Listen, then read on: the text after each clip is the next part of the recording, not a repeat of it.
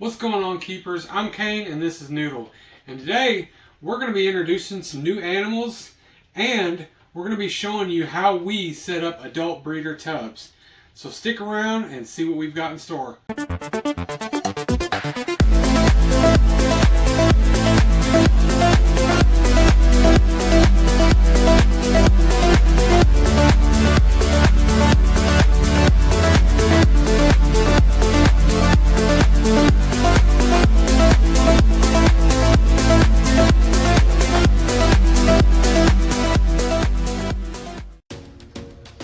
So today we're going to be working on getting some Crested Gecko breeder tubs set up. Now I didn't video myself building these because you can watch, I've got another video on building snake racks. It's basically the same principle. It's just with these, it's just the 4 corner sides and then the flats. So the way I did it was I made the flats solid on top. You can see it goes over the side, and on the inside it goes to the side, and then the bottom's over the side. You know, it's just measuring. These are they're either a 56 or a 58 quart Sterilite tub. Well, maybe it might say on the back here. There we go. 58 quart Sterilite tub. I can put a link in the description below for Amazon, although I don't think they'll let you order singles. I think it's like 8 of them on there, or you can just do what I did and go to Walmart, but I know how sometimes it's easy to just click the button and send it to your house. So for the rest of this stuff, did come off of Amazon. So we've got these vents here, screen vents that we're going to put in the front of these. We've got a pole saw set. It was quite inexpensive. I want to say it was like 20 or 30 bucks, which is really cheap for these that we're going to use. Of course, you got to have a drill for that. We've got these plants right here for some foliage. We've got some solid pool noodles. We got this ideal from I think it was Robbie's Reptiles, and we're going to make cross braces out of those. And so they can't get inside of it and get trapped, and also you can cut a hole in them to put your little food dish in. I'll show you that once we get them set in. These are just some deli cups for eggs and different things. Some egg crate to break up and put in there for a little more coverage. Sphagnum moss, it's got to be expanded, kind of like cocoa blocks. Some leaves that I thought was going to be a lot more, and but oh well. And then our Springtails and Isopods, and these are the dwarf white Isopods, and some grate. So what we're going to do is we're going to make these are breeder tub setups for groups of 2 to 3. So what we're going to do is put a couple inches of substrate on the bottom, and we're just going to use natural organic soil, and then we're going to put a little corner of sphagnum moss for like a hydration station for the isopods to come get water, and this is where you're going to moisten them. Instead of just moistening all the soil, you'll just do right here. And then the grate's going to go over top of it so that the crested geckos can't get down to the soil and dig up and eat the isopods, and also they can't lay their eggs in the soil, so we can put them a lay box on top. We'll go over all that at the end. Again, shout out to Robbie's Reptiles. This whole bioactive ideal is his, but he does, just so I don't misrepresent him, he keeps all of his geckos single. So he uses a smaller tub. He uses these containers that are pretty cool from the Container Store. You can look up his channel and check that out. These size tubs are recommended by Tiki's Geckos because you know, everybody make your own opinion, do your own research. I personally have kept crested geckos together and bred them and kept them year-round together and had no issue. You do have to make sure your females are doing all right and get plenty of calcium, but I found no problem with that. Some people obviously take a hard left on that and don't believe in cohabbing crested geckos. I, however, have found that I've had success with it. So, you know, don't at me in the comments. That's my opinion and other professionals' opinions. These are for our lay boxes. We'll show you how to do them. Yeah, I just wanted to give you a rundown of everything, and then we'll go into it a little more as I do it. So here goes a little trick for you on how to find center your tub. Just put you some tape from corner to corner, and then, you know, obviously you can drill right in the middle.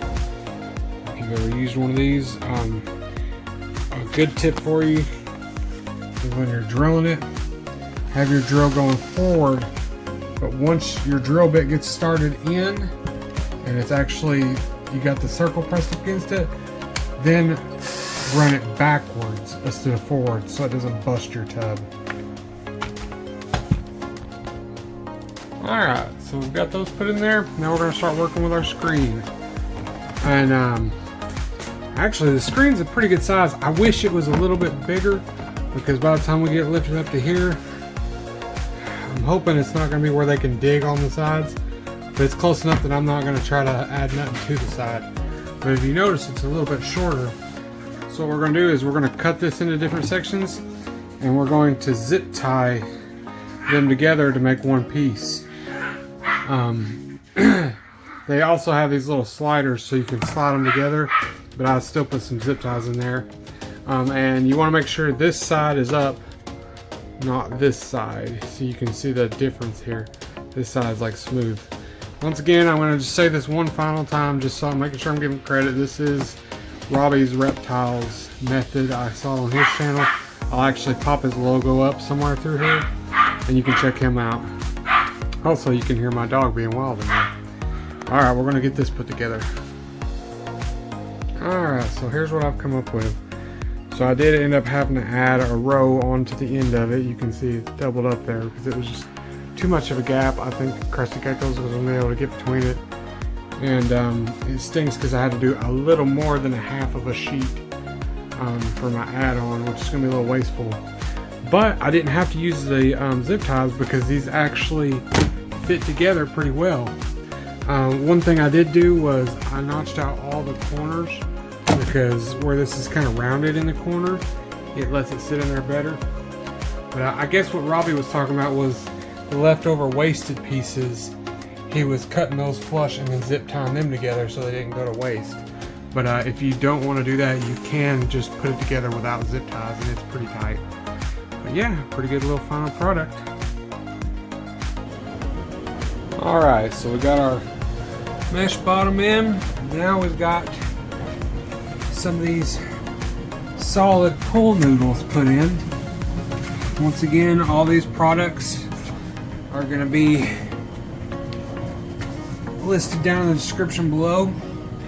These are solid pool noodles, so there's no hole in them, and you can cut these in them. So you can hold your little water and food bowl in it. Pretty cool. So we are currently only going to be filling 2 of these. So I'll just throw all of our extra stuff in here for the moment until we get the next ones figured out. Alright, so we're going to make our sphagnum moss. So all you got to do is unwrap it, get you a little tub with some lukewarm water in it. You don't want it to be freezing cold in case they go to crawl in there as soon as you put it in. And just dunk this in here and give it a minute. It'll swell up and you'll have all kinds of sphagnum moss. Alright, so now we've got our 2 containers filled with dirt. As you see, we left these little corners here cleared out, and we left them cleared out on the front. We've got some sphagnum moss here that's already been expanded. So we're just going to take and pack down some sphagnum moss right here in this corner, and that's going to be our spot for our isopods and stuff to get hydrated, that we're going to water instead of spraying the whole tub. And then also this will keep the humidity up in the container. So we're just going to take our our grid, we're going to place it right over top of that, and then we're going to take our lay boxes. Like I said before, everything's down in the description. And we're just going to cut this circle out of the middle and fill this with sphagnum moss, and it's going to sit right over top of this station. And so that's going to be right at the front where we can easily grab it and check it. So all you got to do is check it, look under the bottom for eggs, put it back down, and then also it's going to cover that sphagnum moss down there so it can hold moisture a little bit better. We're going to put one in both, even though This one's gonna get a pair, and this one's just gonna get a male because we don't have a female for him right now. But we're still gonna put one in there, so he's got a humidity box he can crawl into. Very beneficial, even if you're not pairing, because then they can crawl in there if they're getting ready to shed and help them, you know, shed better. Anyway, yep, that's that part. Oh, and as far as the dirt goes, just make sure you're using an organic soil with no fertilizers or anything like that in there. And what you see there is I've got some leaf litter and some green sphagnum moss, and then some wood chips kind of mixed in. You know, also make sure you don't ever use pine or cedar wood chips. Cypress would be your best bet for wood chips, or you can use cocoa blocks. But really, you can just use the organic topsoil. I would recommend putting some leaf litter in there because the isopods will also eat on that. But yeah, that's going to be basically our bottom setup. So if you bought the same whole set saw as me, which I would advise, because of course you're going to need it to cut those in, there's actually a little set screw in here, and for this part you can take your Allen wrench that comes with it and take the drill bit out and just use the chuck to hold this in. There'll be instructions in the box that tells you how to use them. That way this can fit perfectly over that. Cut that center out, and like we did before, we're going to run it in reverse, not forward, because it's just thin plastic, it'll burn through. But if you do it forward, the teeth will grab and most likely shatter the plastic. Well, don't do what I did. See, I don't have the drill bit in here, so because I don't need to center it because it's got a groove. Yeah, I just put a little pressure on that first one. Even spinning backwards, it still broke it. On the second one, I didn't put no pressure. I just kind of let it burn through, and I'm still gonna have to finish it off with a little utility knife. But yeah, whenever you do yours, don't push down on it at all. Just let the friction burn through it, because if you put any pressure, it's gonna bust. With this, I was able to put pressure because it's thicker plastic. But anyway, yeah. Luckily, there's a pack of 3 though, and I only needed 2 for my setup. But yeah, don't put any pressure on these ones. All right, so here we go. We got 2 good little lay boxes. I like that it's kind of like a perfect size hole in the center for them to crawl down in, and it's deep enough for them to really get in there and move around and lay their eggs, or you know, get some humidity. We've got these 2 set up with our corners loaded up with sphagnum. Once again, this will be our hydration station. This is where we'll spray once it gets a little dried out in there. All right, we've got our springtails and our dwarf isopods. These are also on Amazon. I won't say they was maybe a little pricey, but honestly not too bad. I think you got 50 of the dwarf isopods, and I forget how many ounces this is, but you can see it's kind of palm size. I've got some pretty big hands. And I have to say, they have a thing on there that says if it's gonna be too hot of a temperature, to put hold in the description. They'll send it to your post office so it can be climate controlled. I thought my wife was gonna be home. She ended up not being home, and it sat in the mailbox all day and everything was still alive, so no complaints there. I just got this one container because I'm just gonna split it 50-50 between these 2, and then I'm gonna put my grid down, and then we've got our human hides, and then I'll get back with you in one more second when we set them up and put the geckos in. So I just wanted to show, I mean, just look at all that life in there. This thing is full of dwarf isopods. I'm just going to split it 50-50. I already put my springtails in there. You can see the charcoal. And I'll probably give these one good spray down over all the dirt at first, but then afterwards I'll just be spraying the moss. Yeah, I got these, and they were in the mailbox all day, and then I left them in this container in my reptile room for like 2 or 3 days. I just sprinkled a little Crested Gecko powder food in there one day, so I knew they had food.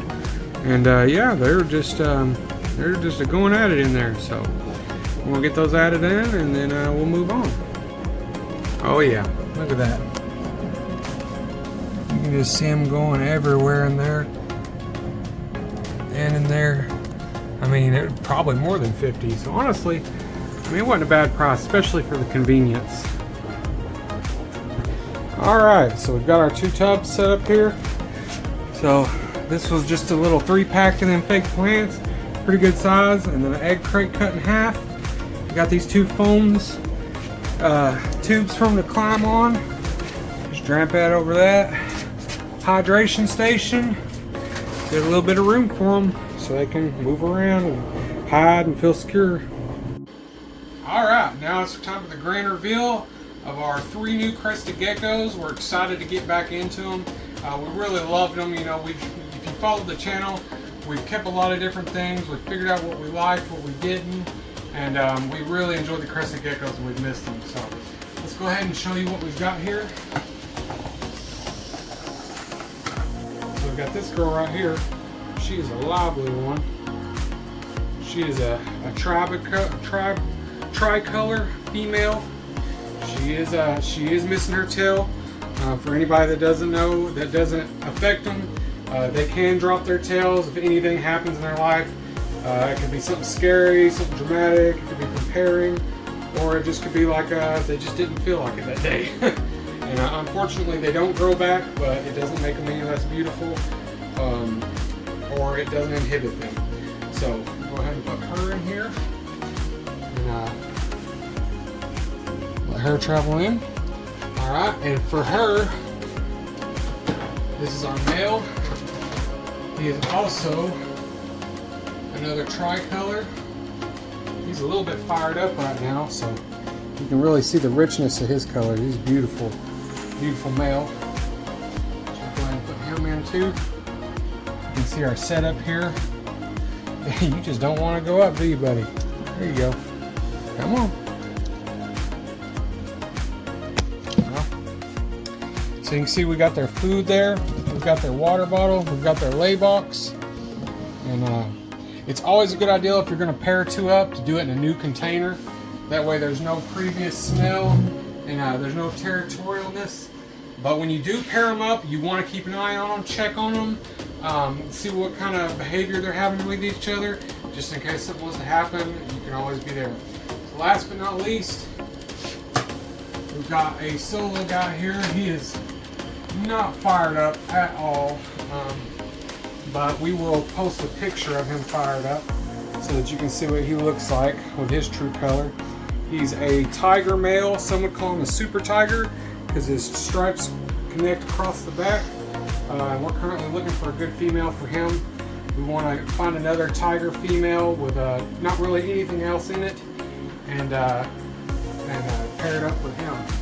So he is going to get this castle all to himself. Come on, buddy. You can't go visit them. All right. And that does it. So that is our new setup for our Crested Geckos. All right, everyone. I appreciate you watching today's video. As I said, if you don't agree with my stance on cohabiting Crested Geckos, I understand. I completely sympathize with your side of the fence, but I know professionals that keep them that way. Professionals, whatever you want to call them, people that have done it for a lot longer than us and that have complete success with it. And also, I've kept them that way in the past, so hopefully there's no negative feed down in the comments. I usually don't have that issue, but just realize, you know, we can disagree on something and we can all still get along. I know I've been promising forever an update on what we actually still have, which is a fraction of what we used to have. And some things have definitely changed. It's not permanent, but it's just what's going to have to happen to move. Last bit of information is not that big of a deal, but it's pretty cool. We finally got around to getting some stickers made. You know, we've been keeping reptiles and fish for almost 3 years now, and I'm not sure how long we've had the channel, but I know it's over a year. Yeah, so you know what our logo looks like. But so this year we can, when we ship out animals, we can send out some of those. If you're local, hit me up. I can hook you up with one. And I don't know what it costs to send an envelope, but I'm sure it's pennies. So if you're online and you want a sticker, more than likely just hit me up and I'll just send you one. But anyway, as always, I appreciate you watching today's video. I thank you for staying tuned with us when we're going through this move and not putting out a lot of content. And as always, remember, your hobby can bring you joy, but only Jesus can bring you peace. See you guys in the next one.